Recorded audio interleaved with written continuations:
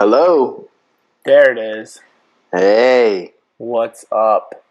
Hello, my friend. You cut your hair again. Turn to the side. Let me see it. Did I? Yeah. Hey, what level do you use on the side? Sometimes. Do you know? Yeah. Sometimes I use a 2, but lately I've been Uh-huh. just going for the 1. For the 1? Okay, turn to the side. Let me see it again. And how long has it been? Just a second. I gotta get my video all ready. Trying to get this recording thing set up. How what? Are we recording now? Yeah, dude. We're always recording. Cool. I think you ask me that every single episode. Well, you said you're getting the recording thing ready. Oh, no. I just gotta get it all set up on my screen. Oh, gotcha. Okay, so I cut the boy's hair. Yeah. And I've been using a number 2, a level 2. It's a good place to start. It is, but I think Noah's ready for a step down. But the 1 is like really drastic. I don't know. It is. It's very Thomas Shelby, the 1. Right. So I think I'm going to cut their hair either tonight or this weekend. So I'm thinking about just going for it and going 1. Dude, do it. It's cool to do it on myself. It's nice to do 1 because it takes longer to grow back that way. It's not as shaggy. With the what? With the 1? With the 1, yeah. Yeah. I do a 3 on mine.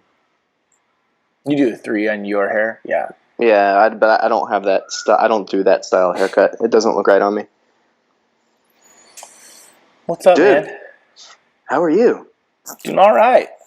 All right. It's almost 4th of July, which is like one of my favorite holidays ever. It's like sacred. Okay. Why? Tell me why. I think because I'm secretly like a closet pyromaniac. That's probably why. Well, I don't think it's that secret. Yeah. I mean... Yeah.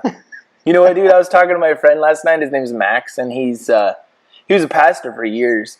Really, really, really good guy. I went to college with him. We were basically roommates. I love him. And he was like one of the most gifted pastoral people I've ever met. Got burned. Burned like you would not believe. I won't get into it.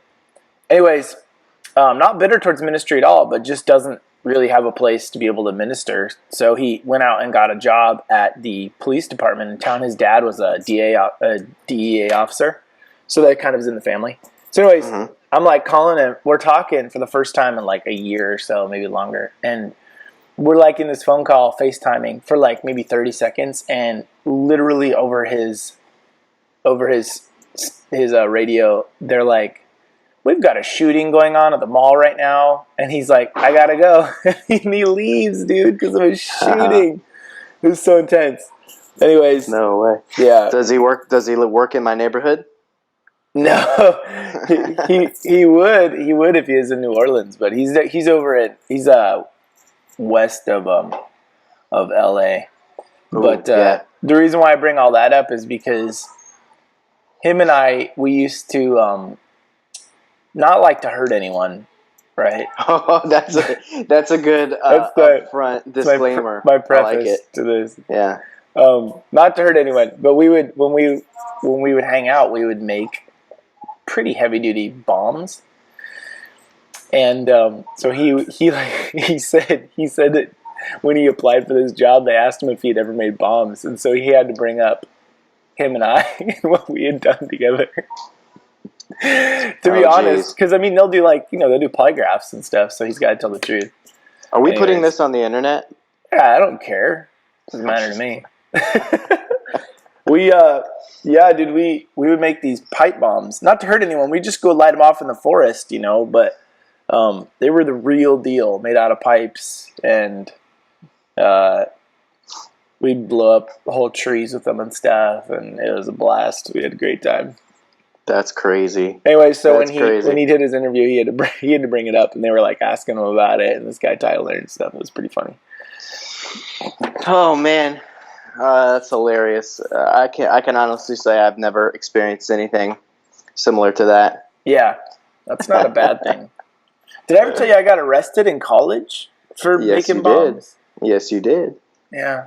It was a whole rigmarole too, wasn't it? Yeah, it was like me and like 4 other really good godly guys, like the worship leader at our school, 2 in like the honor program. One was like a dude that led chaplain. What was it called? the services they did every morning. I forget what it was called. Yeah, I don't know. Anyways, I don't come from that world. I don't know. yeah, you're a heathen. Anyways, yeah, we all got arrested because we were doing dry ice bombs in the middle of LA because we were all like country bumpkins that didn't know any better, that you shouldn't do that in LA. Yeah, no, you probably shouldn't do that. Probably not a good idea.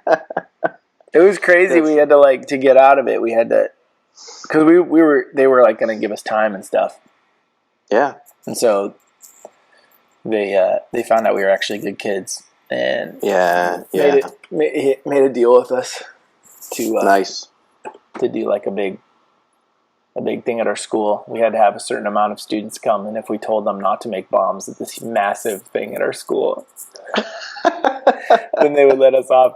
And the entire that area of the LA Police Department showed up, like 14 cops, bomb squad showed up to watch the presentation.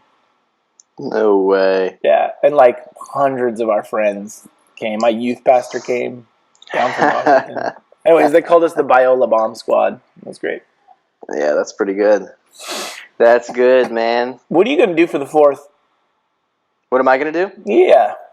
I don't know, man. We were talking yesterday, and we don't really have any plans. We're talking to my family about maybe doing something with them. Other than that, nothing. I didn't even realize till yesterday that the 4th of July was Monday. Yeah. So, it's coming up. Yeah. I don't know. What about you? You're going to grab about 120 beers and just go sit out with a cooler and just drink them all, Jeremy?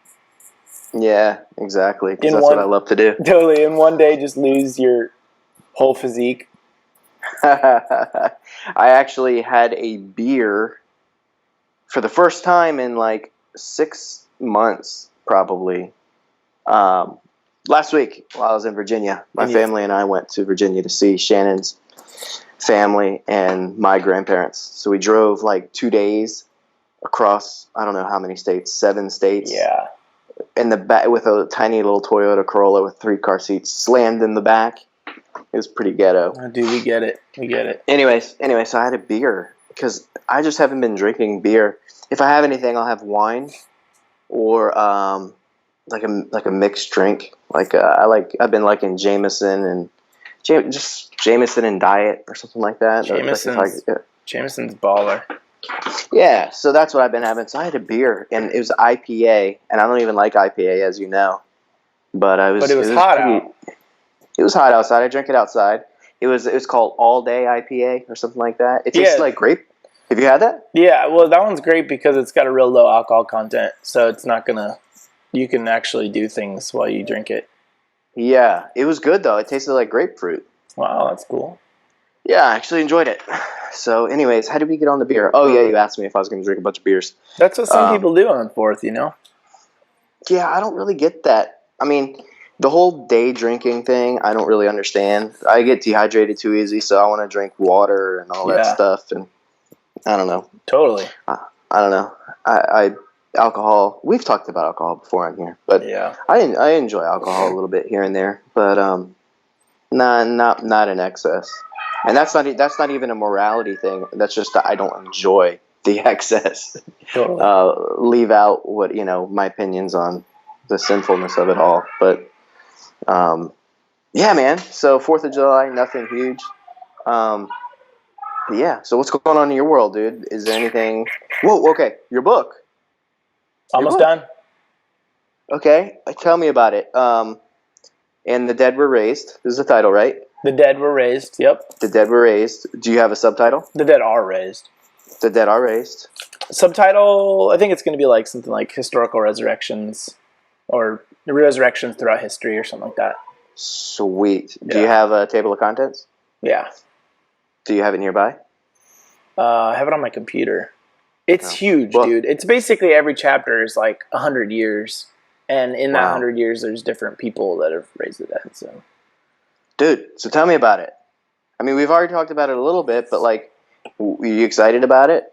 Yeah, like, it's been a whole other beast, man. It's been so different from any other books we've done because it's taken research. But I mean, really, the stuff I've uncovered about it, just phenomenal stories. I've had to dive into a lot of different like Catholic books. I mean, wait, what was that? Hold that up again. Oh, they're just different books that I've had to study and read through. A lot of researching and stuff. Things that are hidden for a reason. So like, you gotta be like pretty consistent and persistent to uncover these things. So it's just taken a lot of time and energy to do, which is fine. But the testimonies that we've uncovered through this has been amazing. Like, people just have no idea the kinds of stuff that has been pulled off by people in the past. So I don't know about you, but for me, that's like really, really important to strengthening myself and encouraging myself, is like remembering what the Lord's done. Yeah, true. Like, I mean, even when they took communion, he's like, the whole essence of that was like, remember. Like, he's like, communion is for the purpose of remembering. So for me, that's part of like meditative prayer. That's maybe the main part for me, is remembering what God's done. Like, even right in front of me right now, I've got, I don't know if you do this, Jeremy, but I've got these cards, and they're all laminated, and they all have like lots and lots of words from people that I admire and I trust. I think you're in here, actually. No way. Find it. Okay. Actually, I don't know if we'll see. See what it says. It's like, that's a good idea. You're like, you need to work on these issues. That's what it says. Just kidding. Get your head out of your rear. Totally. There's so many in here. I would take a while to go through it. I mean, like, look at how many there are. There's like a gazillion. I'm not going to worry about it right now. But are they all like prophetic words, like that? Yeah, are intended to give you, or yeah. The only thing there's not is there's some that are just verses that I felt like God was giving me as a prophetic word, so I included those too. Did you put down the one where that guy gave me a word and I shared it with you, and you're like, "That's mine," and you took it? I'm taking it. Did you put that in there? I think I did. Good. That one, which you and I were talking about the other day, that one was, you aren't an invited one, you're a sent one. Yeah. That's what it was. Like, yeah, that's a big deal if you get that. Yeah, if you can get it and then walk it out. Like, I think it's a big challenge from heaven, and I'm not always sure how to do that, but yeah, because there's no roadmap or manual for that. No, that's like full on just faith, trusting God to do it. But I mean, that's what it was all about, man. It was like, don't take your rod, don't take your satchel of gold, don't take your clothes, with a bunch of clothes with you. Just go. That's what it was all about, man. Just be sent. That's good stuff, man. I don't have too many prophetic words that have been given to me. Here's one. You're awesome. Thank you, sir. Can you laminate that and send it to me? Yeah, totally, I will. So that's why I did all those. I mean, it's the same thing. Those cards, those laminated cards, and the book we're writing, really the same thing, where it's just like, the book is really me inviting people into remembering what the Lord's done and my journey in finding those things historically and uncovering them. So anyone that's wanting to walk in the miraculous and stuff, it's pretty awesome for that. So, and cool, man. I think those stories in that book, I think what we're going to do is we're going to take that and make that part of the push in our online school that we're going to be doing. That will be one of the sections, is like historical resurrections. Okay. So, well, hold on. Before we get into that, because I do want to talk about that for sure, but I want to give it enough attention. So when's the book? Do you have the release date for the book? It's probably end of July. Well, that's this month. Yeah. Well, I think I can hammer it out like that, but the thing is, the only thing I'm going to delay on is I really need to build momentum. That's what I was going to say, man. Yeah. Why don't you bump it to August if you can, and so you can start talking about it now and give it a good 8 weeks. Yeah, dude. Yeah, I think I'm going to. At least, I mean, like, I've seen other people lately, promoting books and stuff that they wrote, and dude, they're promoting it like a year out sometimes. For sure. It's like you're hearing about it for a year. Just like, please stop talking about this. But, the point is, about it. And so, yeah. I just made one of mine 99 cents on Kindle, The Longest Bridge Across Water, and I didn't tell anybody. I'm just waiting to see if someone discovers it. Nice. Well, now they will. You just told a bunch of people. Yeah. Yeah. I think what I'm going to do too with this one is I think I'm going to give to anyone that's ever given to our ministry. I'm just going to send them a book, and That's a great idea. And then just put their name in the front. Be like, hey, these are the people that have stood with us in prayer and finances and stuff. We love you and hope you like the book. So Joe Blow, I've donated $10 is like, yes, he scored. Totally. That's amazing, and that person should get a book for sure, dude. Totally. I think I told you we had somebody. I was at a meeting once, and a lady who she's like one of the sweetest ladies I've ever met. Her heart is giant. She's beautiful. Man, just one of the brightest people you've ever met. Her mind she's kind of a little bit slow. Yeah. But in some way, I find that one of the most beautiful things about her, though. It's really weird. Like, yeah. Anyways, so she wanted to give to our ministry, and so she wrote a check for like $10. Yeah. And dude, it was the most humbling thing in the world because she hardly had $10 to her name. And I was like, man, so much of me wanted to hand it back and be like, you know what, this is so awesome. Thank you. But no, please keep it. But then I realized the Holy Spirit's like, no, don't do that. That would take the blessing away from her. Like, she's finding joy in being able to do that. And so I was like, man, thank you. I can honestly say that $10 was one of the most impactful financial gifts anybody's ever given us. Yeah, totally. It was just the heart behind it. It was, man, it was so humbling. Even just thinking about it kind of gets me emotional. It's crazy. Yeah, man, that's amazing. I love it. I remember David Hogan talking about how they needed milk for their baby one day. They didn't have enough money for that, and it was like $2.70 or something, and they didn't know what to do. And they went out and to their mailbox, and in the mailbox was an envelope from like a widow back in the U.S. because they were in Mexico, and she said, I don't know how this is going to help you, but this is all I have to give. And she gave $2.70. It was enough for them to go buy milk, and it rocked him. I mean, there's something about generosity not having to do with numbers necessarily, but like the mindset of just giving, and the mindset of wanting to give what you have, even if it's little. Jesus didn't scoff at the 2 copper pennies the lady gave. He was like, dude, this is all she had. So yeah, somebody said it really well, and I can't remember exactly how they said it, but I was having a conversation with someone the other day, actually through Facebook Messenger, and they were telling me a story about how God used a situation with them to just demonstrate the fact that He has unlimited resources, right? Yeah. In everything, and they kind of drove the point home. I think they said in God's economy, where there's no limitation, there's only excess. There's no big or small amount, because it's infinite. So you can't measure it in the terms of big and small like that. Yeah, totally. It's so true. I was like, wow, that was very profound. I see what to God, it's like $3 million is nothing. That's the point. Yeah, that's the point, and it's beautiful. It's really beautiful.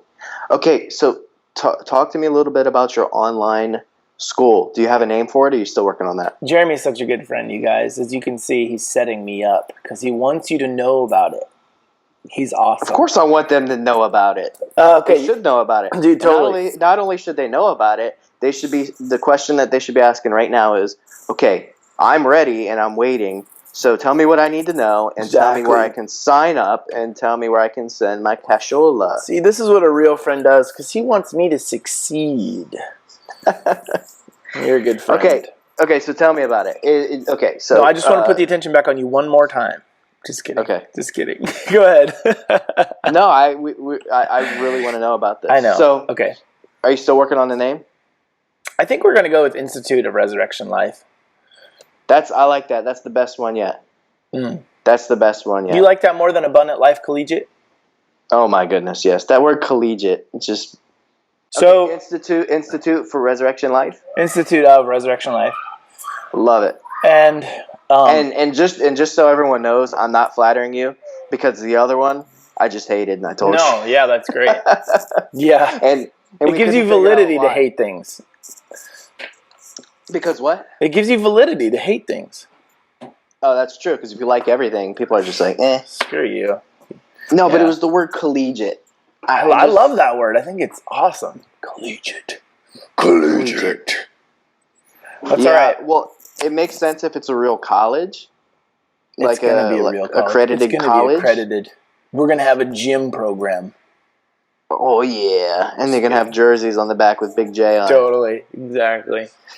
Okay, so Institute of Resurrection Life. Yeah.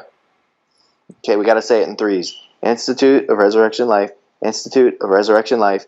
Institute of Resurrection Life. There, okay, we just good. tranced people into it. Now they're not going to forget the name. So okay. So talk to me about it. Like you had described recently, kind of your heart for it and where it came about, and Yeah. because you do the DRT, which is the dead raising team, where you go around and travel around the world and teach people some of the principles that you'll be teaching in the school, right? But that's for a weekend or for like 2, 3, 4 days, and so a big part of that is reawakening people and giving them a new paradigm, maybe.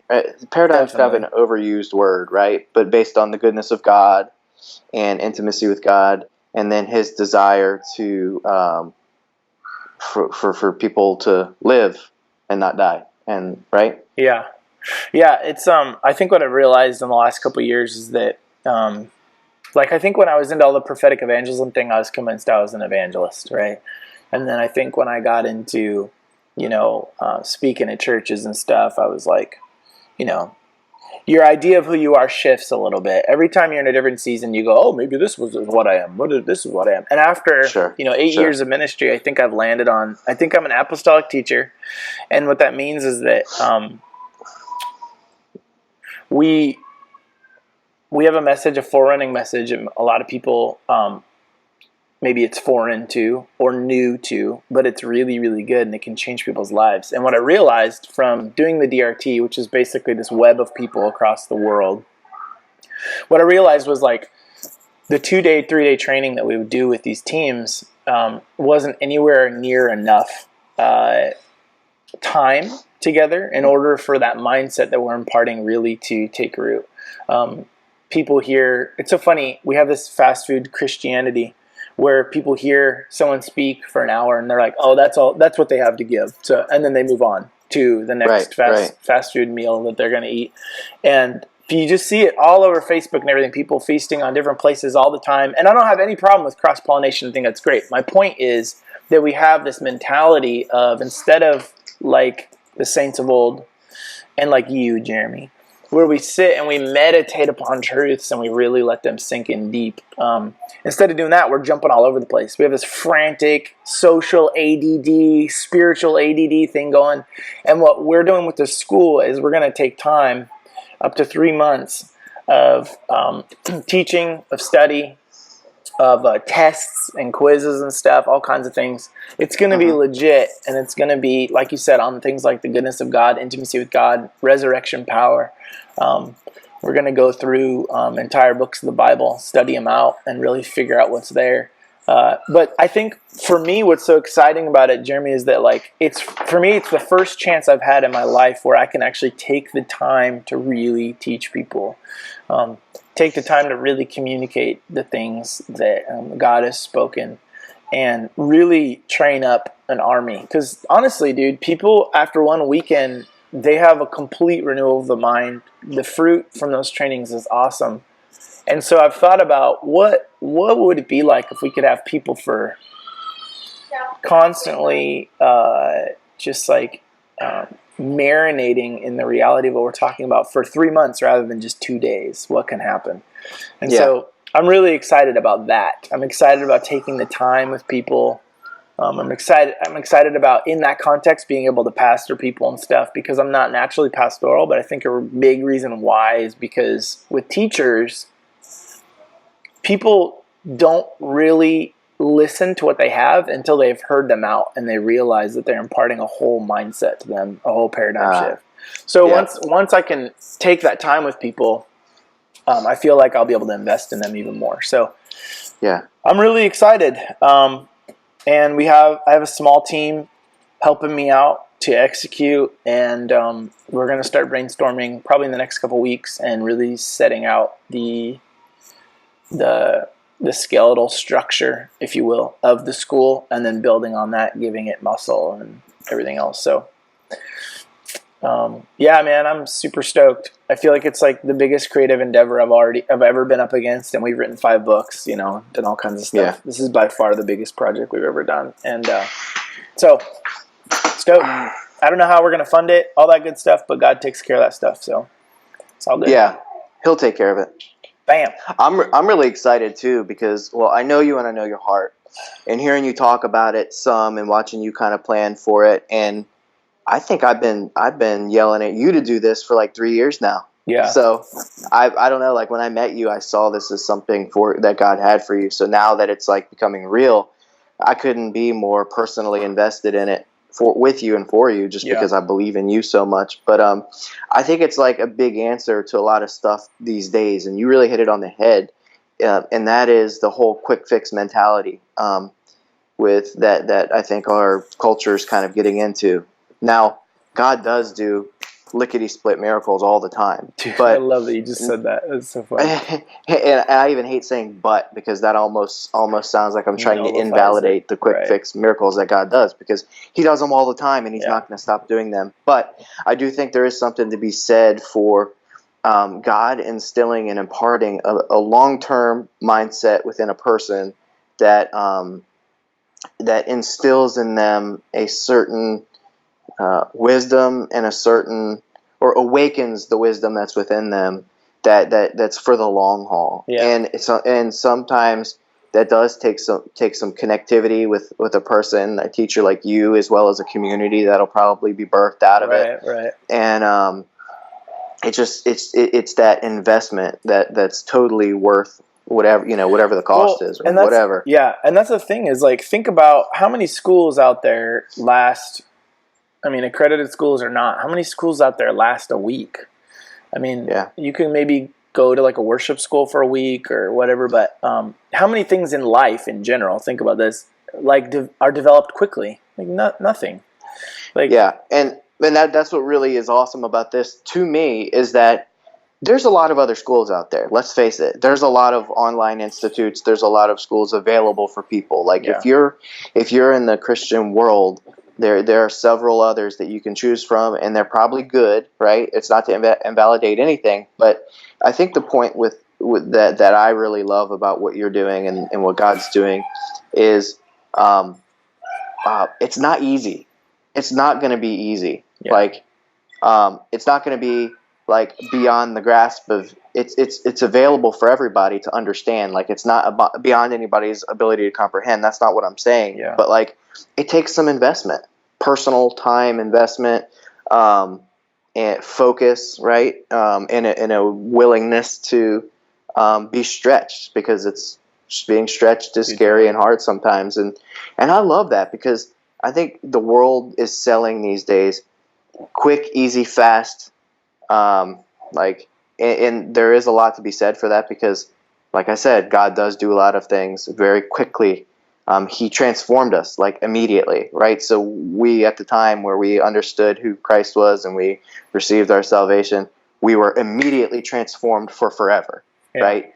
Bada bing, bada boom, done deal, never going to change. But now, like for the rest of our lives, we're having our mind renewed to that truth, and we're realizing what that means. Yeah. And sometimes it's challenging, right? Especially when you're gaining a new understanding of God, and like how you're going to be challenging people's understanding of, is God a killer? Is He not a killer? Yeah. Does He, can you live forever? I'm sure you're going to talk about that, right? Yeah, totally. Yeah, I mean that's some heavy duty stuff. Yeah. So. Yeah, it's not going to be for the faint of heart. And that's the thing is, like, I'm tired of dealing with people that want to dance around and question everything and be scared and let their theology be dictated by fear. People that I want to partner with in life are people that are hungry, people that are genuine, people that are honest, that want to go for it. And And so, really, I think those are the people that are going to be magnetized towards this. People that want more, and they don't. Quite frankly, people that don't think that everything that we see really as it is. Right. People that want to think outside the box, and so we're gonna have a lot of fun. And quite frankly, like it all goes back to Jesus. The whole foundation of the whole school is going to be Christ, and it's going to be a blast, man. It's going to be a blast to create it and shape it, and it's going to be a blast to watch people go through it and get blessed. And so I'm really excited. It's going to take a lot of marketing because we don't do that kind of stuff, and that's one of our weak points, and we need to do that more. And so we're going to be seeking God on how to do that, and money and all that stuff. But really, I'm just really excited to get creative and just go for it. So, anyways, man, That's exciting. yeah, buddy, Well, keep me up to speed. Keep everybody listening up to speed I will. as it progresses. So is it good to be back in New Orleans after your trip? Yeah, we were in the country. It's really weird. We didn't know this when we got married, but Shannon's dad currently lives like 20 miles down the road from my grandparents. Like What? in Podunk, Virginia, like on the coast right by the Chesapeake Bay. So Bro. my grandparents actually live on the water, which is beautiful. So like they have a dock, and they basically have almost lived off the land. Like nowadays they still go to the store occasionally, but like, you know, they go crabbing every night and pick crabs. Where and at? Go fishing on the bay. Dude, I've been crabbing lately a lot. It's been so much fun. Didn't I send you a picture of the crabs? Yeah, what kind of crab are those? Those are blue crab. Blue, okay. They looked like Blue they weren't crab. bad. Yeah, they weren't. They didn't look like they were bad size. No, I mean they're not the kind of crabs y'all get up in Washington. Show me with your hands how big they were. About like That's the shell or the whole thing? That's the whole thing. Show me the shell size. About like that. That's not bad. No, it's not bad. It's good enough to eat. I mean, so like they'll do that for a few days, and they'll pick them and have like a couple pound bags of. Dude, totally. So like they'll do dinner with crab cakes and stuff like that. Yeah, so, man, that's rad. It's cool, man. So it's country, and really the most fun thing about it all was my brother lives in Ohio with his family. They have 4 kids, and they came down and met us there, and so our kids played the entire time, like out on the dock, picking up the crab pots, looking at eels that swam in there. Heck yeah. Playing with crabs, just like Getting dirty. doing whatever, man. Getting dirty, running around, being wild animals. So and they loved it. Like they had a blast. So I don't know. You know how that is. As a parent, there's nothing more fun than seeing your kids have fun. Yeah. And so that was cool. So yeah. So it's good to be back in the city. I love the country. It's peaceful. It's beautiful and serene and everything, but I could never live in the country. Like, I would just get so bored, and I just need the buzz of the city around me. Totally. So there's a lot of life in cities, you know? There's a lot of like the pulsing of life. Yeah, I was just I went home for lunch a little while ago, and I came back here to my office. But as I was leaving my office, we live in an old shotgun style house. It's completely redone, but so it means it was like 2 halves. Yeah. And so our front porch has 2 staircases, like one on each side. And so I closed the door, and I'm walking down the steps, and I turn around and I see a guy sitting on our steps on the side opposite of the door, and I'm looking, and then I go walk past him. He's just a older gentleman sitting there drinking, like with kind of his head down. I'm like, "Can I help you?" Because he's sitting on my steps, and I'm obviously leaving my house, so I don't feel great about that. And so he's like, "I don't know of anything you could do for me." And I'm like, I pause, and You didn't even say anything? He just said that? Yeah, he said that. No, I said, "Can I help you?" Oh, okay, yeah. Because he was sitting on my steps. Yeah. And then he said that, and I'm like, and I just paused to see if he was going to say anything else. And I was like, okay, God, is this like something you're setting up or what? Because I'm available. And then he didn't say anything, and I was like, well, have a great day. And I just kind of like walked to my car. But you don't get that kind of stuff in the country. No, dude. Not at all. You're going to get shot. You're sitting on someone's front porch in the country. That is for real, man. Like, Yeah, you just don't do that. But in the city, people sit on each other's stoops all the time. That's so funny. Yeah. Yeah. So, well, I'm anyways, glad you yeah, got to do some crabbing. We yeah. being in Texas, there was no real crabbing at all. But up here in the Northwest, it's changed a lot in the last couple of years. It's a lot harder to do because it's all getting fished out. But the other day, I got my kayak and tugged it, brought it out of the back of my truck, hiked down this cliff, got down there, threw it in the water, threw the crab pots out in the water, and then dove. Mm-hmm. I started diving while the crab pots were out, and was diving down and grabbing the crab off the bottom and putting them in the net and stuff. It was so fun, dude. I loved it. Were you by yourself? Yeah. And I love free diving. And it was the first time I had this thing. It's like these respiratory lung seizure things.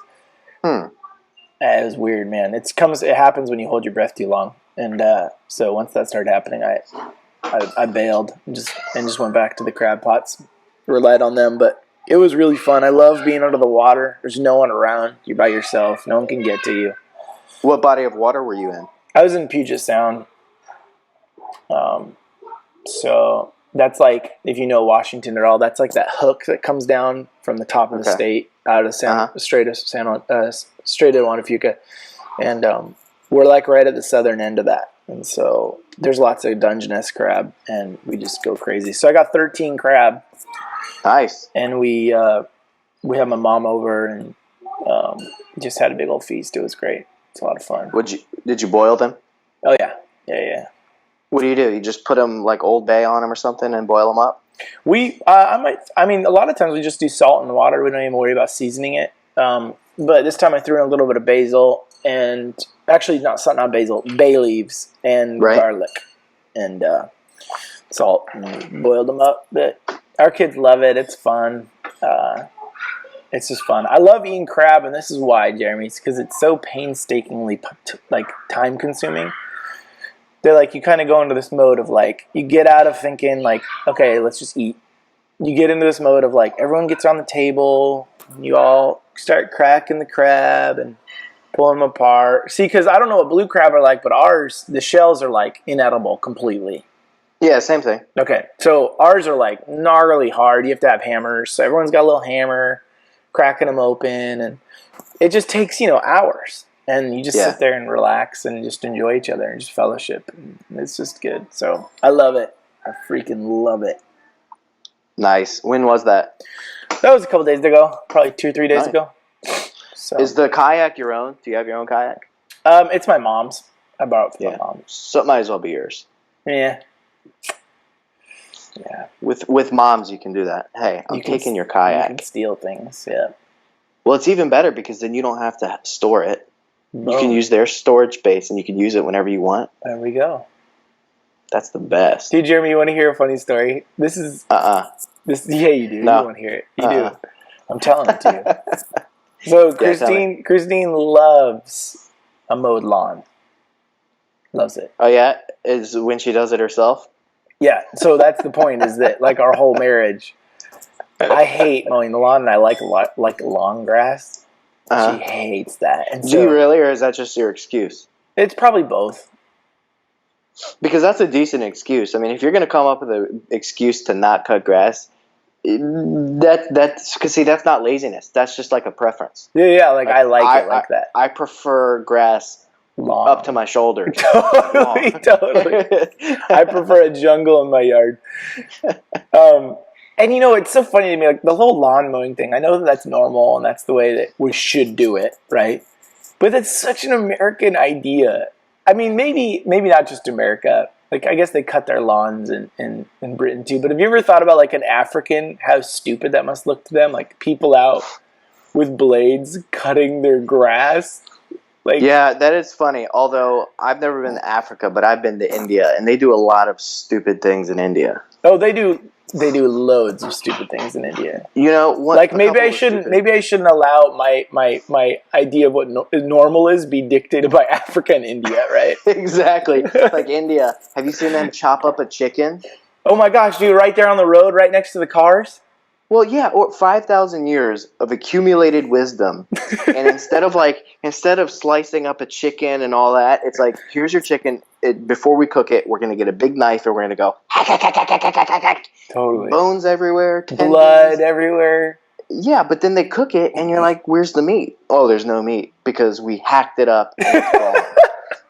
But here's some bones and tendons and veins. Would you like that? Dude, I was always blown away by like the Dexter like way that they would kill chickens in India. There would be like chickens over in a cage, and then there'd be like 50 slaughtered, gutted chickens over here with like intestines and blood, and it's all right there on the road. Like we were always like that just for fun. Yeah.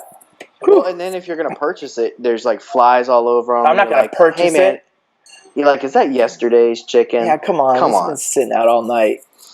Yeah, no, I do. We've seen some weird stuff. And then like you go to the markets and they have like goat's heads sitting there and all kinds of other stuff. You want to buy a goat's head? It's like, nope. Don't have any use for a goat head. You probably would. Maybe in the country out here, maybe, but yeah. Okay, so what's your story? Oh, it's really simple. So Christine loves, the lawn mowed, and it's like the only thing she's OCD about, like nothing else but that. My kids are looking at the door to this room, and they're talking to me through the bottom of it. See that door? Under the door? Yeah, they're like, Dad, hands under there? You cute little grubby little kids. Little rascals. They're awesome. So they're doing this deal. Yeah. Ooh. Hi, Dad. Mm. So hey, I know you're trying to do something for the world to see. Yeah, I know you're trying to do something good, but we want to distract you. So she loves the lawn mowed so much, so much. It's like the only thing that matters sometimes. And I wonder if there's like a psychological profile for that, like what that means. Yeah, there's got to be some kind of like psychological disease, like grass OCD. We have pills for that. Yeah, exactly. We have pills for everything, bro. So in Texas, we had a huge yard, and I just was like, dude, grass grows for like a week in Texas. Other than that, it's like dead all the time, right? Mm-hmm. And so I was like, I'm not going to mow the lawn. That's ridiculous. And our landlord was all anal about it. And I was like, whatever. And when people you should have just got goats or sheep. Totally. Here in Texas, everybody's got goats. No one's got freaking goats in Texas. Probably because they'd shoot them all. They're like, oh, it's an animal with 4 legs. Let's shoot it. If Clint ever listens to this podcast, he's going to castrate you. Okay, so he's like, yes, exactly. Every 4-legged animal I've ever seen, I've shot out of a helicopter with an M16. Basically, dude, basically. Yeah, that's Clint, everybody, our friend who bought up all the websites that had anything to do with shooting hogs from a helicopter because he knew that one day it would become popular and he could sell them. That's Clint. That's Clint. Oh, he's not going to listen to this. We love Clint. Okay, so she would mow the lawn in Texas, and I kid you not, dude, I would look out there. Texas is just dry, dude. It's like desolate, right? So she would be mowing the lawn, and really what it was I would just look out and see like a dirt cyclone around Christine because there's no water, so like it was like clumps of grass here and there with like dirt in between, and she thought that she needed to mow it. So I would just watch her painstakingly do this, right? And a lot of times she had like a baby on her back, because we always had like a baby. She was a stud. So it's really important to her. So when we moved to Washington, we didn't have a mower. And I was like, yes, I was like so excited we didn't have a lawnmower. But we've got kind of a significant yard here, and it's like this terrible yard. It's like, so you bought a sheep? Yeah, I wish. So it's like this terrible yard that, like, seriously, dude, it's such a steep drop off that there's points where you can kind of jump and like fall off of it. It's so steep, and then it goes down and it planes out again, right? So we've been like borrowing lawnmowers and stuff to get it mowed, and it takes like 4 hours to mow it and stuff, right?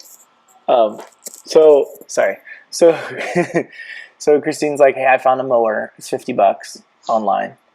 And will you go pick it up? And I'm like, ah, man. Anytime my wife tells me about to go pick something up and I haven't, like, it's mechanical in any way, I'm, like, immediately suspicious because I'm like, it's not going to work. It's going to be broken, right? Like, she doesn't know what she's talking about. She called it electronic and it works off gas. I was like, oh, my gosh.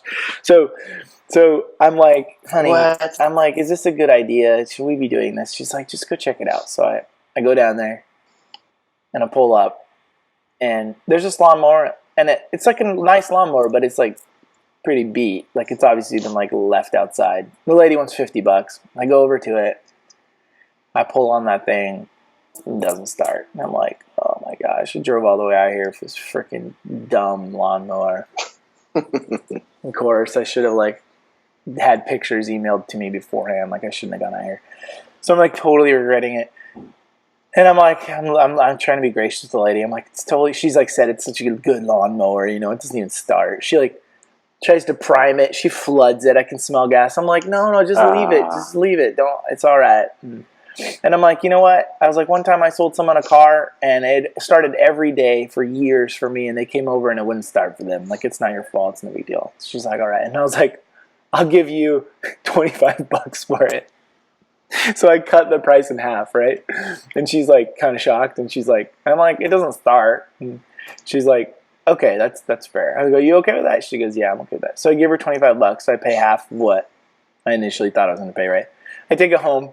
I get it out of the back of the truck. I look at Christine. I go, dude, watch this. They would be totally God for it not to start one with the lady. And on the first pull, it starts for me. And I just go, I had been trying to start it for 10 minutes with the lady. I go one pull with Christine and it starts. And I'm like, yeah, it was awesome. So we get a lawnmower for half the price. It was great. And it's like the best lawnmower we've ever had. No way. It is amazing. I mowed the whole lawn. It took me 4 hours in 1 hour last night. Did you run? Were you like jogging? I could run because this time, like, the other lawnmowers would get bogged down and they'd stop. I don't know if you've ever ran into that before. It's the worst, dude. It's the worst. Anyways, this one, I can just, like, pretty much jog the whole yard and it won't bog down. It was awesome. So I think I like mowing the lawn now. I think that's what I'm trying to say. Do you have headphones on? No, I just went for it. Headphones would help, though. Yeah, you got to listen to music. I could listen to some No Agenda.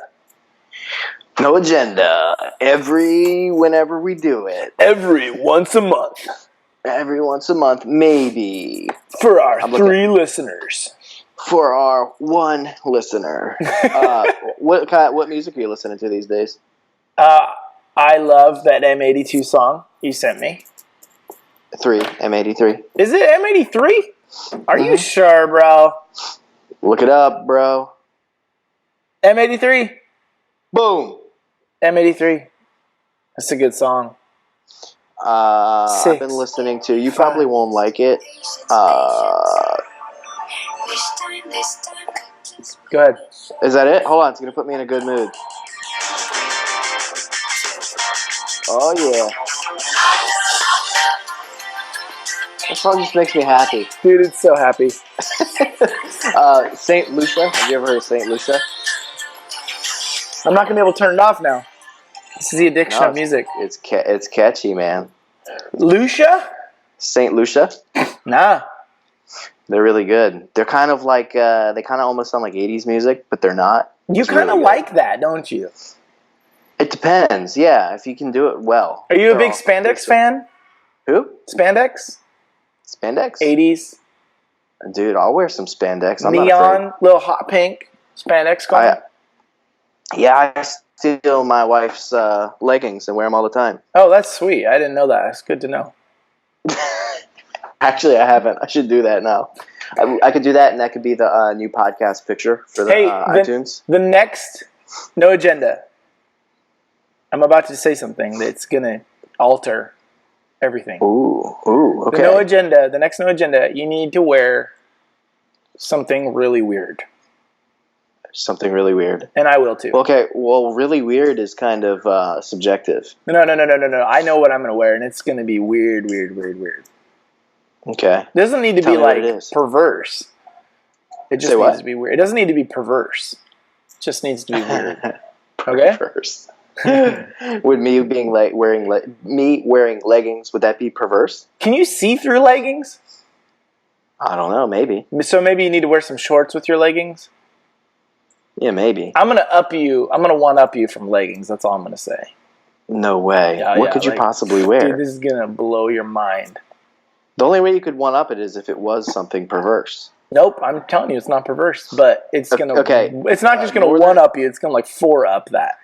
Okay, northern hemisphere or southern hemisphere? Whatever. Do whatever you want. No, yours. Oh, I can't say. I know what it is. No, you don't. Red Speedo. No, I wish. That's perverse, though. That again, we've talked about how the Speedo is an assault on humanity. That is an assault. It's rude. I can't. Yeah, it's just so rude. I can't do it. It's for like old French guys. I just can't do that. Yeah, but isn't it crazy? Like if we were in the south of France, it would be amazing. But jump on a plane, fly about 8 to 10 hours west, and land where we are, and it's an assault on humanity. But I feel like it's not only an assault on everyone around you, regardless of what country you're in. I feel like it's me projecting like I'm available to any woman out there, and that's just not true. Is it, or is that just what you pick up? Well, that's because I'm on a Westerner. I know that some 55-year-old guy could wear one and not be trying to like hit on girls, but it just feels like if you're going to show your entire body. Yeah, so do you think there's any, like, unassuming dude out there that doesn't have that tendency? Or, like, if so, is it, like, 1 in a million? And everyone else is just like, yep, we're here, and we're open for business. I would say that the only people that are so seasoned in life to not be like that are probably people wearing Speedos over 75. Everyone else is guilty. Everyone else is guilty? Guilty. No, I'm just kidding. I don't know. It's a good question. Well, next time I see one, I'm just going to walk up to him. Yeah, just ask him in the eyes. I'm say, dude, I know what you're doing. I know what you're up to. I'm not offended, but all of the rest of humanity is. I know what you're doing. Totally. Put that stuff away. This is an assault. Totally. But all that said, I think you and I both own Speedos. No, I don't think I do. That's not true. No, I have other things I could wear, but not Speedos. Is it red? Yeah. Jeremy, you can wear whatever you want next week, but you got to pony up. I don't own anything extreme anymore. I'm not talking about extreme. It's just got to be something. Whether it's your wife's leggings, whatever. You got to do it. Mine is going to throw you for a loop, I'm bro. looking around like mine's going to throw you for a loop. Toga party? There you go. Okay, music? Yeah. Okay, I've been into this one song, bro. You got to look this up. Do you have you have your phone? You can't look it up, can you? I can't. Play it for me. We're running low on time. I know. Well, we got 7 minutes till it's an hour. This song is called That. I know you, KRNE. Okay, let's hear it. It's by Keys and Crates. Okay. Is it EDM music? I found it on Trap Nation the other day. But dude, I love Trap Nation. This song is addicting, bro. I bet people who listen to this aren't aware that we listen to stuff like Trap Nation and St. Lucia. Yeah, I bet they don't know that. Just a second. Let me find the breakdown. Hold on. Is that a wallet and an iPhone case? It looks like a book. It's so good, dude. You just gotta listen to it.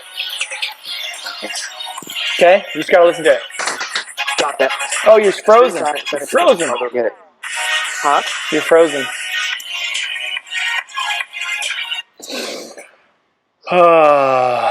That could be our theme song. It could, but then we get sued, right? Who cares about copyright infringement? Hey, I'm getting sued. Did I tell you that? Oh yeah, I told you that. Me that. Good times. That's crazy. Good times. Here's the thing.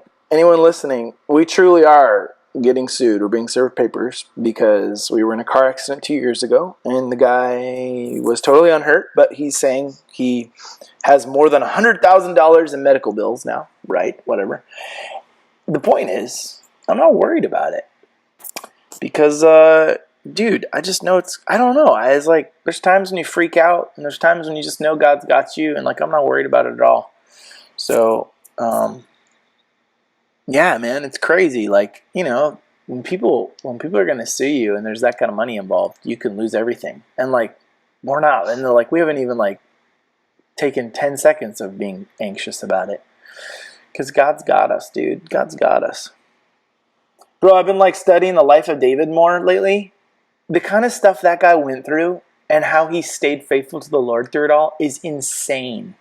Yeah, that's funny. I was reading about him in Chronicles yesterday morning, and I love it's so often not recognized that you know how Elijah is known for praying and calling down fire on the altar? Yeah. David did that too. What? When? In Chronicles. Are you serious? Yeah, God answered him in fire with the sacrifice. Holy moly. Yeah, See? yeah, Elijah always gets all the credit. Dude, David was BA, man. David was amazing. Like, he got to do everything. Like, he operated as a prophet, as totally. A priest. The thing I love most about him is he's like, I know God. It's kind of like when Saul was like, you're God to Samuel. Well, David was like, Wait, you no, just it's cut my out. God. Say it over again. I know him. He's my friend. And he knew that because God was his friend, he could do stuff. Like, he could get away with stuff. Like, yeah. I'm gonna eat the bread, the sacred bread. Like, he got away with that. David got away with so many things, dude. I know. Like, but here's the thing. Out of everyone in the Old Testament, I think David maybe knew God the most. I agree.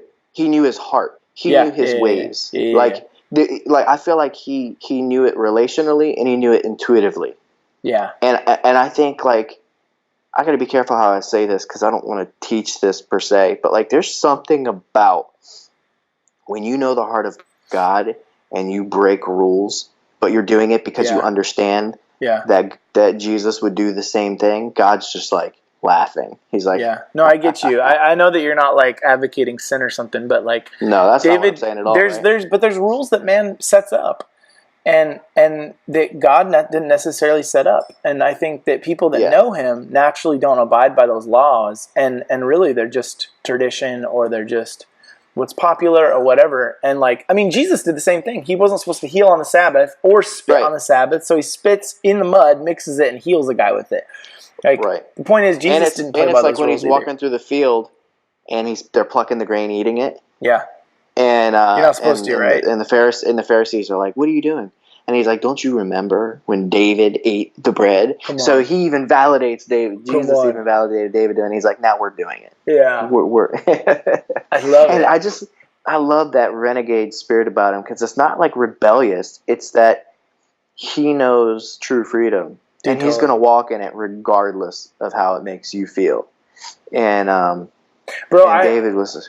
Go ahead. What were you going to say? I'll tell you. Yeah. No, it's just awesome. Like, he almost laughs at the rules that aren't his. You know. He didn't play by the rules. It's true. Even with Goliath, dude, he didn't play by the rules. He just freaking went in there. He wasn't supposed to win, man, and he just pummels the guy. The guy didn't think he was going to bring a slingshot. Yeah, but it frustrates everybody else around you, and that's what happened with David. And I find the same thing. I run into that a lot too, because a lot of the things I do kind of break the rules in a way, and like, people can't really comprehend it, and they kind of get frustrated. They don't get really frustrated, but they're like, "Well, that's not how it's supposed to be done," or "We don't understand it." And it's almost like how Steph Curry would just hit threes, and when he was on, no one could stop him, and people were almost like, it's not fair when he was like that. Right.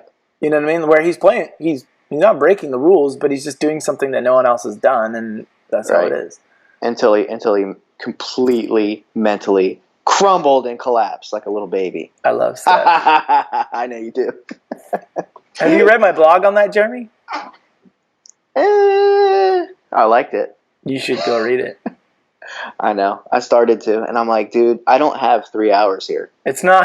You're such a putz. It's not 3 hours. Seriously, dude, you will love that post. How long did it take you to write? It was like a day at least, dude. I took a long time on it.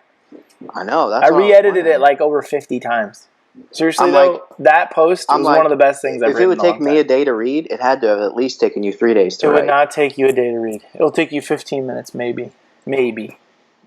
You'll like it. Dude, you should read it. It's really good. Okay, moving on. So, what were we talking about before that? I don't know.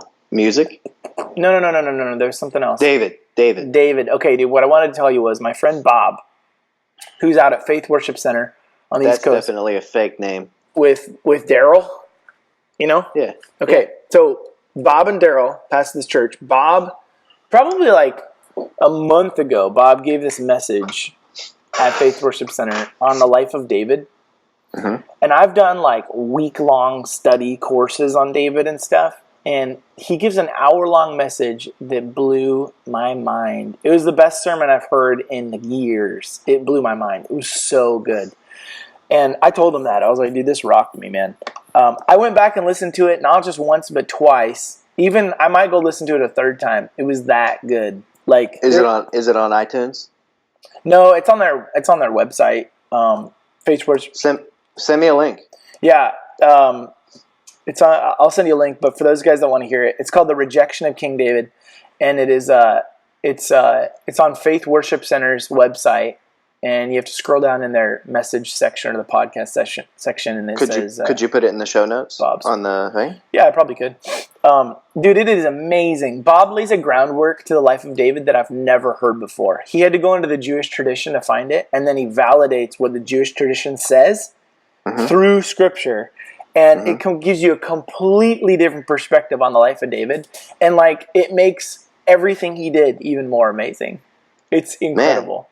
Man. It basically sets a premise, dude. It basically sets a premise that Jesse never saw David as a son. As a son? As a legitimate son, yeah. Wow. And that his mother did, probably. And that David had to learn how to receive the father's love to basically fill that void. And then even in his relationship with Saul, he was looking for that and how he had to overcome that. And like, dude, you got to hear how he talks about it, because like Bob basically goes like, this is what David went through, and this is how he overcame it, and this is how he succeeded.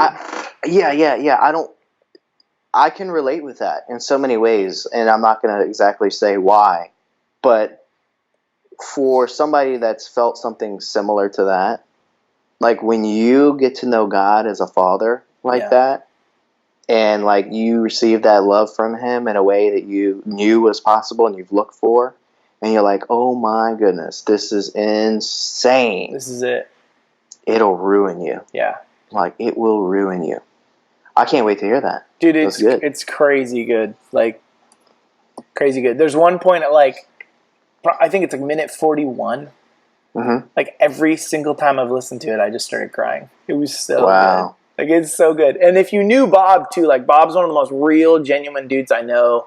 I love his heart. He's a Holy Ghost lush, and he's well read, and like he's just super real guy. I just love him. And so if you knew Bob too, like it even makes the message better because he doesn't do the hype thing. Mm-hmm. And I don't know, man, it's so good. I have it like permanently on my phone now. Like I'm just going to go back and listen to it every once in a while. So super good. And I'm not way into sermons. Yeah. So, all right, bro. I'm excited. It was good to do this with you again. I know, man. I missed you. It's been a while. So you sent me something, but you didn't tell me that you sent it. I found a random email from you. I hope we can talk about it on here. That thing from Solomon. Oh, the wisdom of Solomon? Yeah. It's amazing. Okay. Yeah. I was just randomly going through my email, and I saw something from One Glance Ministries. I'm like, what the heck is this? And I'm like, oh, this is awesome. So I opened it up, and I only read through the first parts, but I was curious whether you were using that for research from your book, or something. No, because he doesn't talk about any there was a line in there that I read that you would have been like jumping up and down with joy over, and it's something the I word. Yeah. Huh? The I word. There's a lot of I word in it. Well, no, it's where he says God did not create death. Yeah, dude. It's like what we teach. I know. It's like what we teach. We tell people that all the time, and people buck it. And I'm like, well, dude, who invited death into the world to begin with? Did God, or was it through sin? Man. Right. God didn't. Adam and Eve weren't going to die. It says the wages of sin is death. So if there's no sin, there's no death. And there was no sin prior to them eating of the fruit. So, yeah, dude, it's... Okay, so they think that the wisdom of Solomon, they think that Solomon wrote it because, like, multiple times it talks about being a king, and it's someone speaking from a place of authority. Plus, he writes a lot like Ecclesiastes, a lot like Song of Songs. And I've been reading it, and, like, dude, I've read into, like, way into it. But for me, it was, like, revelatory, like, scripture. Like, I'm not sure why we decided to leave it out while the Catholics left it in, but... dude, it's amazing. It says, verse 13, it says, because God did not make death, he does not delight in the death of the living. For he created all things that they might exist, and the generative forces of the world are wholesome, and there's no destructive poison in them, and the dominion of Hades is not on earth. And it's a lot about righteousness. It talks a lot about life. The reason why I sent it to you is because it talks for chapters long about wisdom and what she's like. Ooh, I love it. Yeah, and I know you love that. I know you love that part in Proverbs. Yeah, it's Proverbs 8. Like, probably my favorite chunk of scripture.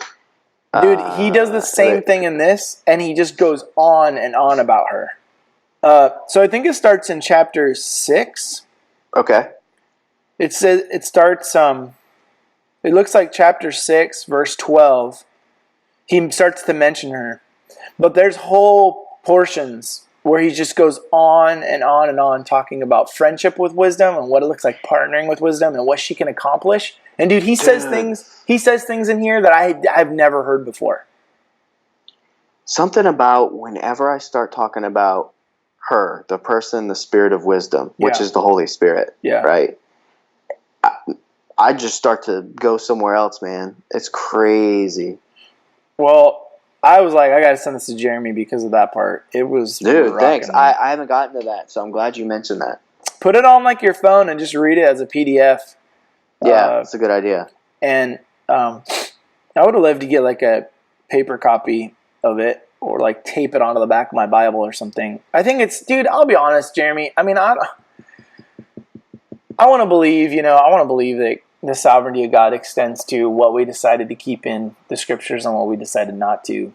Uh-oh. What are you about to say, Tyler? Well, you know what I'm saying. It's like... I'm just kidding, dude. It's like these guys that I don't know them personally, these councils that decided to put stuff in scripture and decided not to. And I'm not saying that they were uninformed. I'm not saying that. I'm not saying I regret their decisions. But I'm like, how at 33 years old did I just finally start reading a book, probably written by King Solomon, and it's been omitted out of my understanding of life because a council of guys, 1,000 years ago or just something, whatever, decided that I should or shouldn't know about it. I mean, exactly. What's that all about?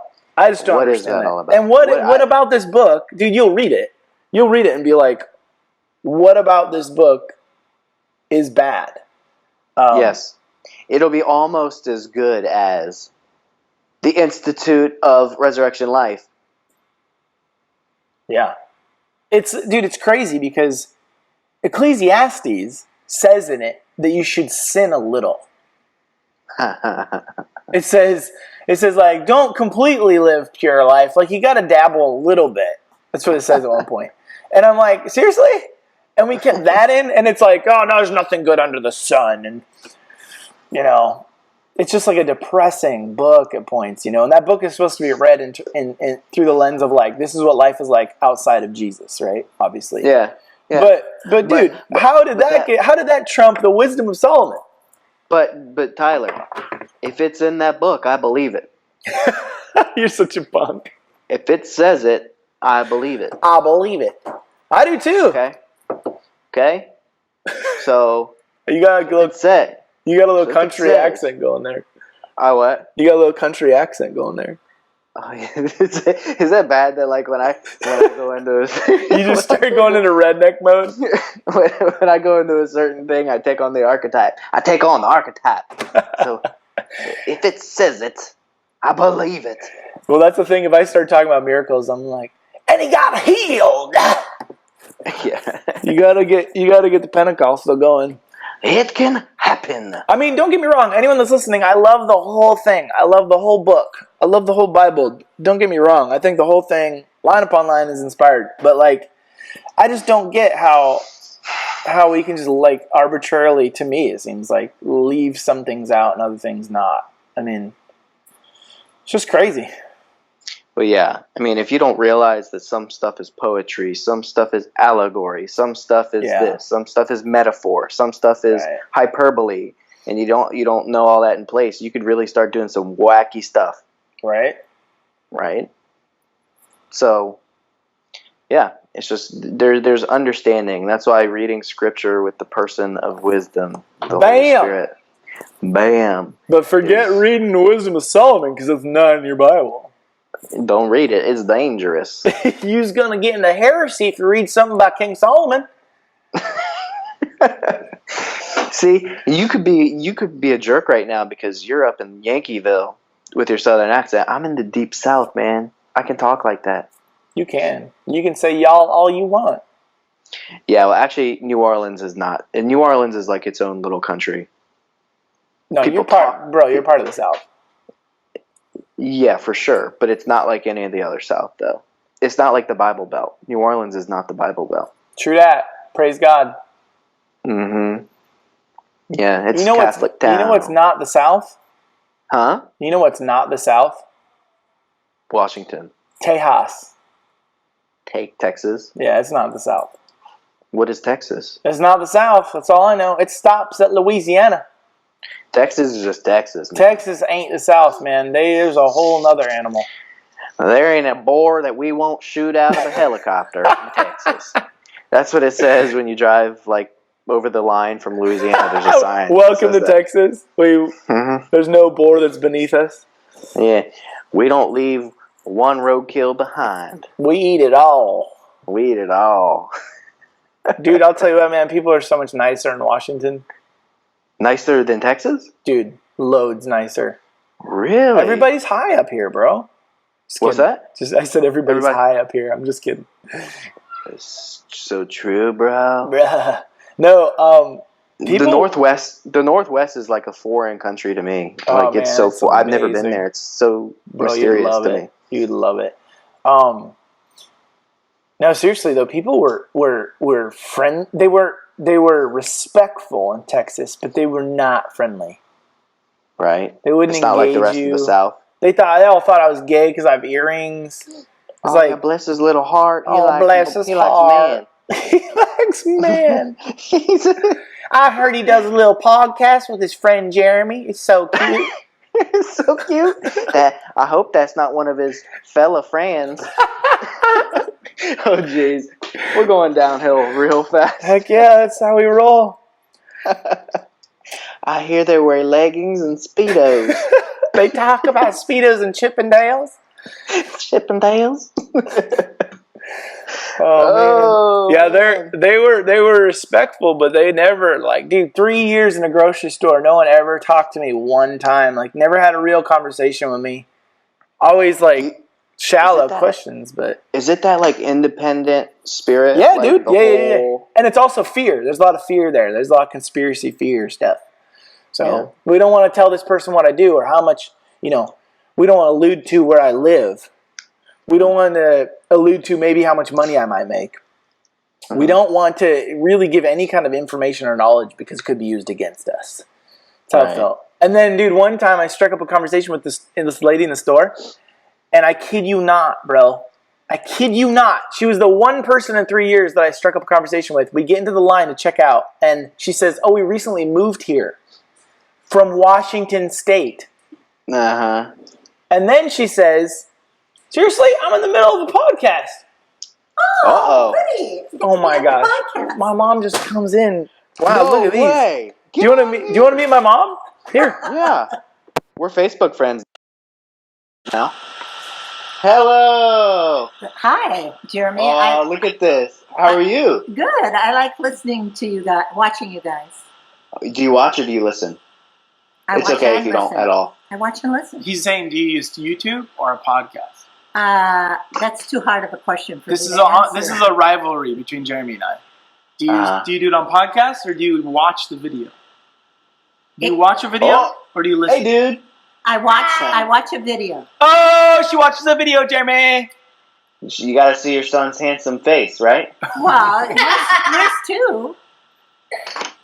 I was told today that I have a baby face. You do have a baby face. It's good though. What does that mean? It just means you're cute. Everybody loves babies. Right along with our gayness thing that we're talking about, it just means you're cute. All right, bye. Thanks for these cherries. The kids ate the whole bag. Sweet. So, baby face. Jeremy, I'll be honest. Understand what a baby face. I'll be honest right now. We're not ending right now. We got to get caught up. Yeah, dude. We're Let's just going. Let's do some Joe Rogan right now. Let's go 3 hours. Yeah, Joe Rogan. I love that guy. I told you that before. Dude, that guy swears so much. Yeah, he does. I got on there the other day, listened to one, and I was like, oh my gosh.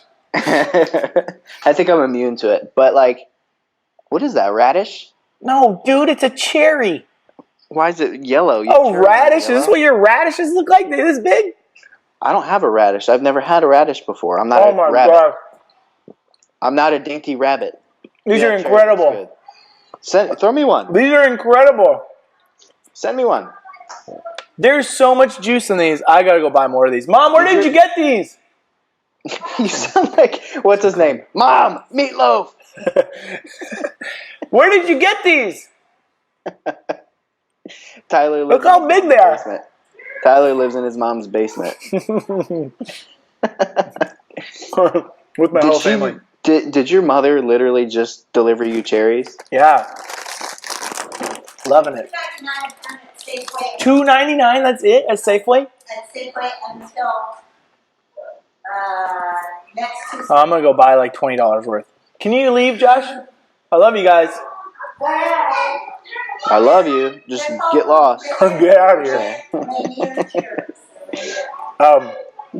Yeah, we totally just blew our time. So if anybody's still listening, you're awesome. But anybody who doesn't want to listen anymore, we love you too. We understand.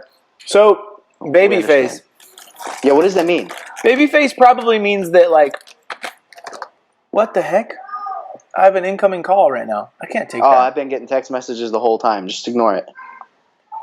I don't even know who that is. Well, don't answer it. I'm not going to answer it. Dog? Okay. Unless we could both talk to him, then you can answer it. I think it's a friend of mine, Josh. Josh, sorry, buddy. Yeah. Okay, so what's a baby face? What does that mean? Okay. And the person who said it's probably going to listen to this. Because I put it on Facebook. Heather, shout out to you. What's up? Heather, our biggest fan. Okay. Foggy is her name. She's going by Foggy now. Bam.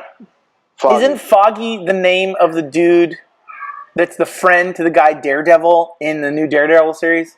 Foggy? What the heck, dude? You lost me a long time ago. I swear I'm right. Okay, so babyface to me would mean that most of your features are soft and round and not fat, but beautiful, soft and round. I do have a chubby face. No, you don't have a chubby face. You can't have a chubby face. You don't have a chubby face. I do. But it's okay. But it's because I put a picture on Facebook of when I kind of almost had a beard when I went to India. And, I saw that with your hat on. Yeah, I used to wear hats all the time. I love hats. I do too. Let's bust out some hats. I don't have any with me. What are you gonna pull out? Here's my most redneck hat. You ready? Camo. Kansas. It's Kansas. Rock Chalk Jayhawk. What's on the back? Just like this stuff. Yeah, dude, you gotta go trucker netting. Dude, total trucker netting. And then this is my first Peaky Blinder hat. Yeah. I was talking to my buddy Dennis, and he actually mentioned that about you. We were talking on Vox earlier, and he said something about a hat, and he said like Tyler's. What? So, there you Who's go. Dennis? There you go, Dennis. Dude, okay, so did you just plant those there and then try to figure out a way to work hats into the show? And you just had them I'm at my desk. Your desk? I'm at my desk. That's where I keep them. What else do you have under there? My guitar. What? Do you have like a giant sledgehammer and watermelons, and you're gonna smash the watermelons with a sledgehammer? Oh, That'd be cool. That'd be great, but I don't have that. So what'd you think about the beard? Should I grow it back out? I liked you with the beard and the hat. You know what I liked about the hat? What? I liked that we're a part of the same generation that grew up not doing the straight up flat bill. Oh yeah. Yeah, can't stand it. Can't stand it. Our generation, you got to bend it a little bit. Come on. You gotta have a slight bend. It's gotta be on your head. Now, when I was younger, probably middle school, it was Dude, it was really far bend. Yeah, like, yeah. super bent. I know what you're talking about. Here, let's do it. So, Yeah, your Kansas hat was pretty bent. I keep mine right here. Yeah. That's good bent. But dude, high school was like that. Yeah. And then nowadays, you go for the doofus look where it leaves you with like a gap on the sides. If you do this, I'm a pastor. I'm a pastor. Dude, what about this makes you a pastor? I got a beard to show that I'm edgy. I got a straight billed hat, got some tight jeans and some boots, and a t-shirt that goes down to my knees, like Justin Bieber. We're just gonna a pastor. We're gonna start worship after this offering. Oh man, it's funny. I had a conversation with my son Noah, because my son Noah, my oldest son, he's badass, and here's why he's badass. Did I really just say that? Yeah, I said that. Here's what makes him cool. That's number 2 swear word. He likes what he likes.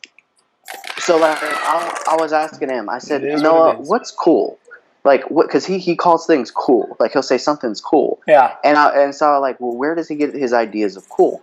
And so I asked him a bunch of questions, and really it just turns out that he likes what he likes, and whatever he thinks is cool to him. Dude, he doesn't gauge it. He doesn't gauge it based on other people. And I'm like, that's always the people that are cool. Dude, totally.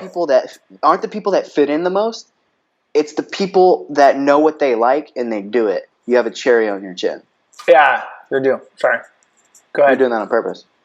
But see, that's awesome. And so, but so often, like, that's not the case. And I just was going to go somewhere that I won't go, so I'll stop right now. See if you can tie the stem in a knot. I'm not doing that right now. That's for me and my wife only, Jeremy.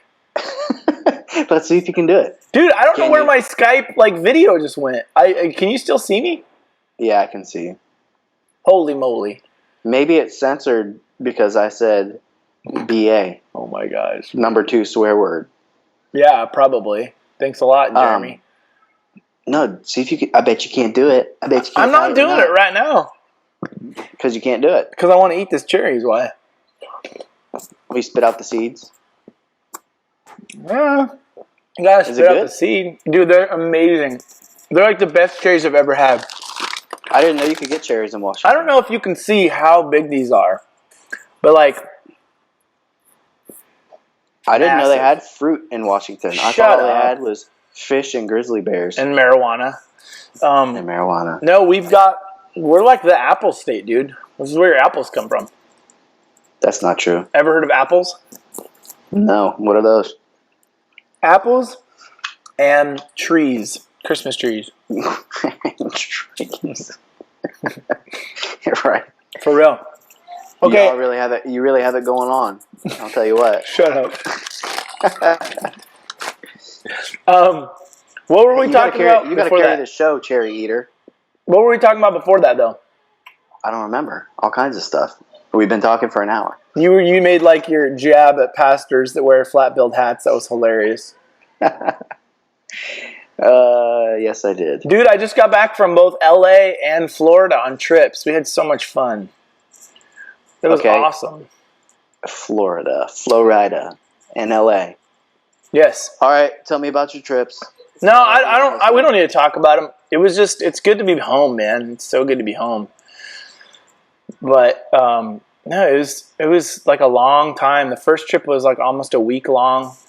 That's a long time. What was your biggest takeaway from your first trip? My biggest takeaway from my first trip was how incredibly generous normal people can be.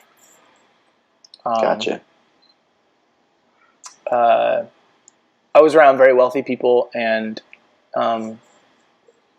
Yet who blew my mind? Just my buddy Troy, who came up and handed me an envelope full of cash and just rocked me, man. It was just blew my mind. And it just made me realize, like, you don't have to be rich to give generously. It was really cool. Shout out to Troy. Hey, Dude. Troy, make sure you get your the Dead Are Raised book. That's right. He definitely earned that one. Mm-hmm. Troy's a pimp, man. He's a pastor down there, and I just love him. He's got an amazing heart. And Great heart, great character, flat bill hat. He's amazing, dude. Does he have a flat bill hat? I don't know. Troy wouldn't. I don't think Troy wears a hat. Yeah. But Troy's my dog. He comes with us to India, and the guy throws really? down. Yeah. He's like, I don't know if I know anyone that I can bank on as much as Troy on our team, on our trips. Oh my gosh, I can't eat this thing. He's just amazing. Like, I'll be burned out. Troy will just take over and preach, meeting after meeting after meeting. And one time he took over and I just went for the day and just rested, went off and did something else because I knew I could just bank on him. And he's amazing. So shout out to Troy. But yeah, man. And then Florida was cool. Florida had like record-breaking heat while I was there. So it was like over 100 with 100% humidity. And I was like, okay, let's go for a jog then. Let's do the jog. So I did. And it beat the crap out of me. It was great. Yeah. I haven't jogged since 2010, I think. 2010. That's awesome. But if I were to jog, it would be like at the hottest point of the hottest day. Because it's so much work, enough. Yeah. And like, okay, so if I'm dressed nice or whatever, I don't want to sweat for obvious reasons. It's uncomfortable and whatever, and you get your clothes messed up. But if you're in the kind of clothes like your wife's leggings or something like that, and you don't mind sweating, it's the best. Like just going out and just getting drenched in sweat and frying. It's fun. Like it feels cleansing. It feels awesome. you. That is awesome. Yeah. I've never heard anyone say that before. I love it. Yeah, it's like when I paint, I don't have an in-house studio. So you're outside, dude. Outside, and the mosquitoes are so bad outside that I wear a sweatshirt zipped up to my neck and long like flannel pajama pants. Dude, I am so drenched by the time I'm done. But I still have mosquito bites like on my fingertips and my face and stuff like that. Do they ever get stuck in the paint? Say what? Do they get stuck in the paint? They have before, yeah. You just pull them out? Yeah. That's intense. There's one, I did one 2 days ago, and I just left it there. It's still there. Dude, Jeremy's been painting like a madman. If you haven't seen his paintings, you should go check them out on his wall. They're awesome. On his wall. And you've had some people buy them. Correct. So, if you want a cool piece of art, go pony up $1,000 for Jeremy. I just set the price. There you go. Well, the big ones, you're in the right ballpark. Really? Because one of them sold for $600, right? Yeah, right around there. But that was a smaller one. That was a smaller one. Boom, the big one. Yeah, I mean the bigger one's huge, dude. It's 48 by 60. That's I don't even know what that means. I don't know what that means. Yeah, that's don't even try to explain it. Just kidding. 4 feet by 5 feet. 4 feet by 5 feet. Dude, so you could sleep on it. If you wanted to. You could do it if you wanted. You could roll around in a bed full of cherries with it right there. Dude, there you go. Where do you keep these? They're hung up all throughout my house. So you have to take them down, and then how do you ship them? You have to go to a place, and they make a box for them. Shipping gets expensive, man. I bet. Like, I'm shipping one to LA, and the shipping alone costs $250. Oh my gosh. Yeah. That's so insane. Yeah, I mean it's not cheap. They have to make a box, and then it's going all the way across the country. So yeah. Wow. Dude, that's cool though. It is cool. Keep it up. When's the last time you painted? 2 days ago. I wish I could paint every day, but canvases and paint get expensive. And not only that, time. How much does a canvas cost?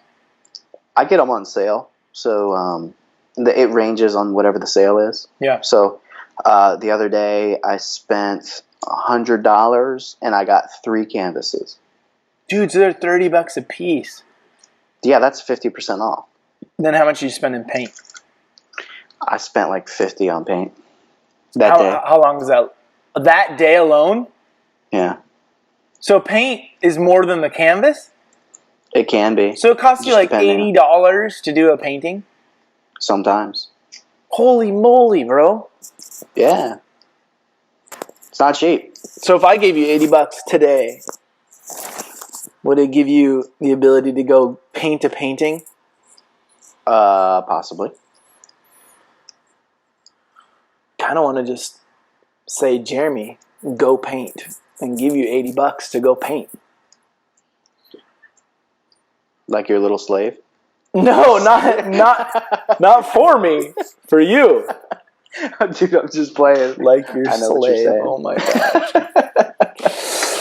Isn't that great? You were talking about like painting this picture, no pun intended, of like love and generosity. And I flipped it around and made you sound like an evil dictator. Dude, that's what people do. Like, okay, and I love every ethnicity. But that's what people. Oh, great. No, listen. Here we go. But have you ever had that happen where you're like trying to be genuinely kind to someone and they like flip it around and see it as like being condescending, and you're like, dude, what the heck? I haven't really had black people do that to me, but dude, I've had Muslims do that to me. Oh, really? Where I'm like trying to love on them, and like I remember one time I asked a lady if I could help her carry her bags out of the store in Lebanon, and she like bit my head off for it. And I was like, dude, what the heck? This whole like personal pride thing. I'm like, I'm just asking if you need help carrying your bags out of the store. Like, chill out. Yeah, in Lebanon, they're probably not used to that. Yeah, probably not. But she was like older, you know? Like, dude, it made me so happy. The other day I saw an old lady mowing her lawn, and I went and asked her if I could mow it for her, and she like let me. You know, like in these other countries, sometimes they see that as like condescension or whatever, and I'm like, dude, when you start seeing love and kindness as condescension, you have a problem. And so did you say to the old lady, hey, look, I'm freed up right now because my wife is cutting my grass. So can I cut your grass? Oh, that's the best. This is the best. Whoops. I love it.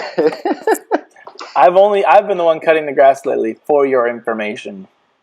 Yeah, I got you. I've manned up. Roger that. Manned up for a short period. I did it yesterday. Now, it's looking good. Now I want to go paint, dude. I got know. my mind on it. I know. Oh man. Right on. We should probably wrap this up. Okay. You wanna come hang out? Yeah. I'll just start driving. Bring some cherries. Dude, you know it. Your coffee grinder, roaster, and espresso maker. Totally. And dude, if we hung out together, we would just be buzzed on caffeine for like weeks. Yeah, I know. For those of you guys that didn't know this, Jeremy and I have never seen each other in person. We've never gotten to give each other a big man hug. Never happened. I know, but this will sound funny. I think we've slept in the same bed, not at the same time, obviously, but we've stayed in the same places, traveling. We've like missed each other by like a day, maybe sometimes too. Different cities, stuff like that. You're like the Jonathan that this David has never hugged in person. There you go. Or vice versa, whatever. You can be David. Well, thanks. That's a Jonathan thing to say, isn't it? Totally. I'm not going to argue with that. I'll take it. Yeah, it's like when you're kids. Like I remember when we were kids and we used to play Top Gun. You know how kids play games? Mm-hmm. And everyone would fight over being certain people. Like, I get to be Maverick. Wait, you watched Top Gun as a little kid? Probably. Isn't there like a gnarly sex scene in that movie? I don't remember. I guess that's something somebody would remember. Yeah, I remember fast-forwarding it through it. I don't know. When did that come out? Like 400 years ago. I haven't watched that in a long time. Tom Cruise was like 7 years old when they filmed that. I know, and now he still looks like he's 7 years old. Did you know that guy's like 4'10"? He might be. He might have been. He's dead. Like, he's a robot now. Like they filled his body as a robot. I think technically he qualifies for dwarfism. Probably. Isn't it funny? They say like so many of those actors really are like below average height, and they just camera angles and things like that. They just make them look taller than they are. Camera angles. Yeah, that's what I use. It's like all these large people that seem larger than life. I'm very average height. Like I'm probably 5'8.5" to 5'9". I'm taller than you? Yeah, dude. You're probably a decent amount. I mean, I'm not short, but I'm not tall. Aren't you like 6 foot? I'm 6 foot. Yeah, you're tall. Definitely taller than me. Yeah, but you got the baby face. I got the baby face. Exactly. Awesome, dude. I love you. I'll talk to you soon. Love you too, buddy. Bye. Peace.